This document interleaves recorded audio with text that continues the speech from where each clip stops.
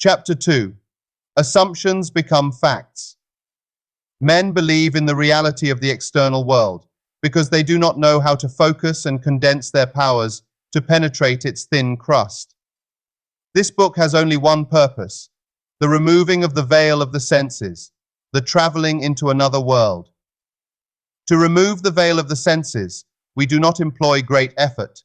The objective world vanishes by turning our attention away from it. We have only to concentrate on the state desired in order to mentally see it, but to give it reality so that it will become an objective fact, we must focus attention upon the invisible state until it has the feeling of reality.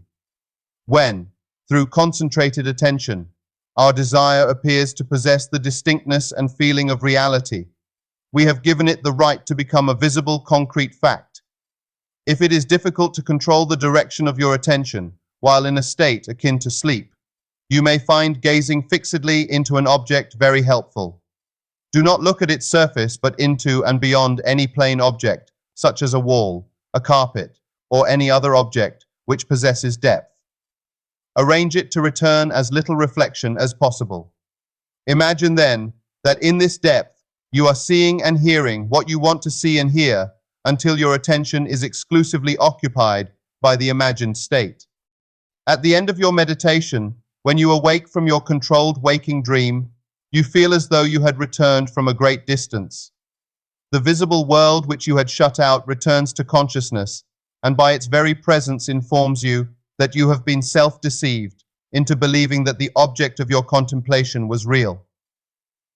But if you know that consciousness is the one and only reality, you will remain faithful to your vision, and by this sustained mental attitude, confirm your gift of reality and prove that you have the power to give reality to your desires, that they may become visible, concrete facts. Define your ideal and concentrate your attention upon the idea of identifying yourself with your ideal. Assume the feeling of being it, the feeling that would be yours were you already the embodiment of your ideal. Then live and act upon this conviction. This assumption, though denied by the senses, if persisted in, will become fact. You will know when you have succeeded in fixing the desired state in consciousness by simply looking mentally at the people you know. In dialogues with yourself, you are less inhibited and more sincere than in actual conversations with others. Therefore, the opportunity for self-analysis arises when you are surprised by your mental conversations with others. If you see them as you formerly saw them, you have not changed your concept of self, for all changes of concepts of self result in a changed relationship to your world. In your meditation, allow others to see you as they would see. You were this new concept of self, a concrete fact. You always seem to others an embodiment of the ideal you inspire. Therefore, in meditation, when you contemplate others, you must be seen by them mentally as you would be seen by them physically. Were your concept of self an objective fact? That is, in meditation, you imagine that they see you expressing that which you desire to be. If you assume that you are what you want to be, your desire is fulfilled, and in fulfillment all longing is neutralized. You cannot continue desiring what you have already realized. Your desire is not something you labor to fulfill. It is recognizing something you already possess. It is assuming the feeling of being that which you desire to be. Believing and being are one.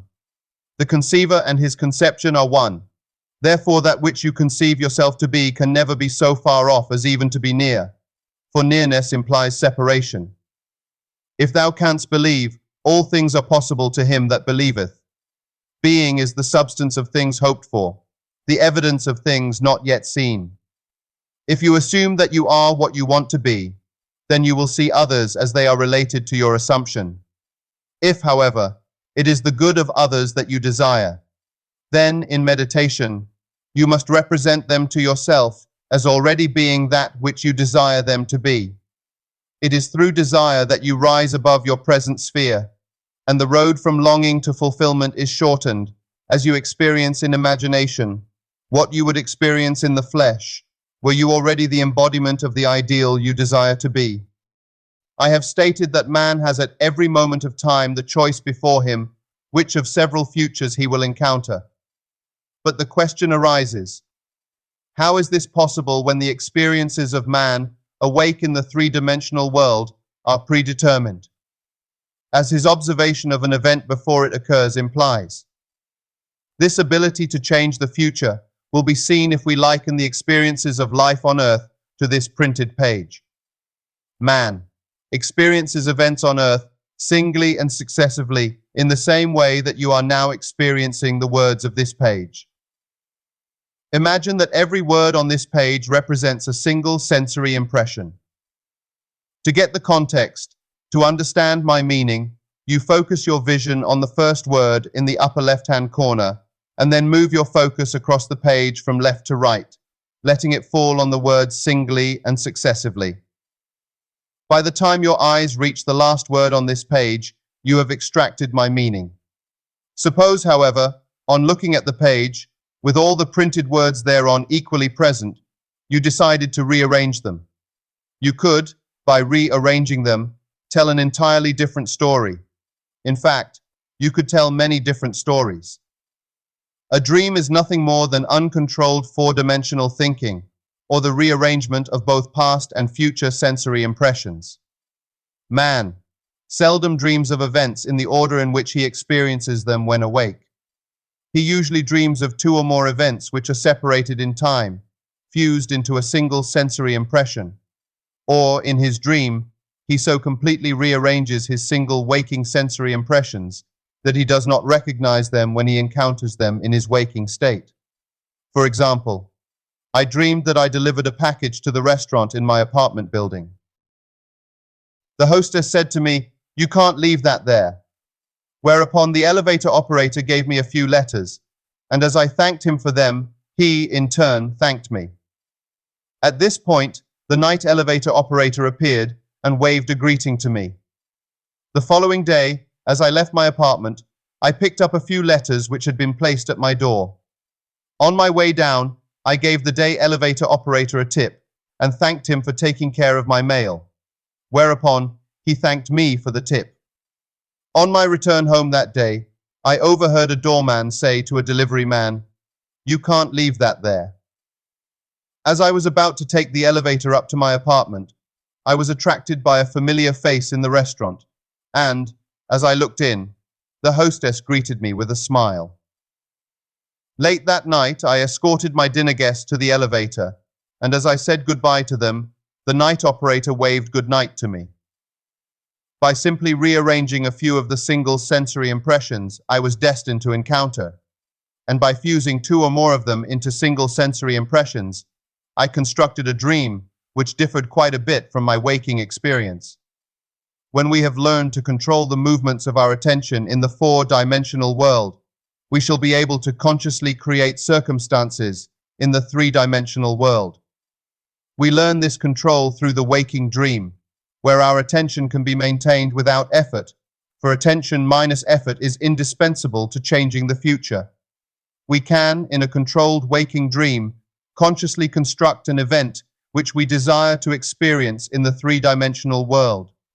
The sensory impressions we use to construct our waking dream are present realities displaced in time or the four-dimensional world. All that we do in constructing the waking dream is to select from the vast array of sensory impressions those which, when they are properly arranged, imply that we have realized our desire. With the dream clearly defined, we relax in a chair and induce a state of consciousness akin to sleep. A state which, although bordering on sleep, leaves us in conscious control of the movements of our attention. When we have achieved that state, we experience in imagination what we would experience in reality were this waking dream an objective fact.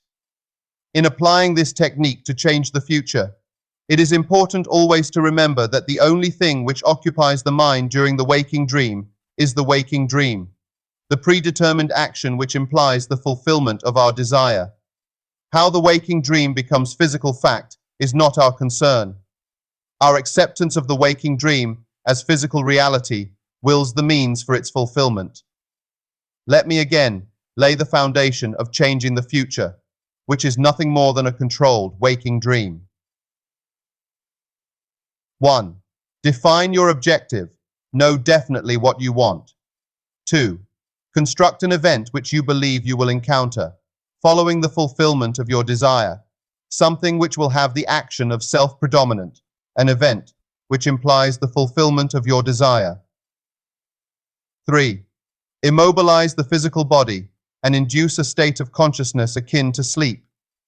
Then, mentally feel yourself right into the proposed action, imagining all the while that you are actually performing the action here and now, so that you experience in imagination what you would experience in the flesh were you now to realize your goal. Experience has convinced me that this is the perfect way to achieve my goal. However, my own many failures would convict me were I to imply that I have completely mastered the movements of my attention.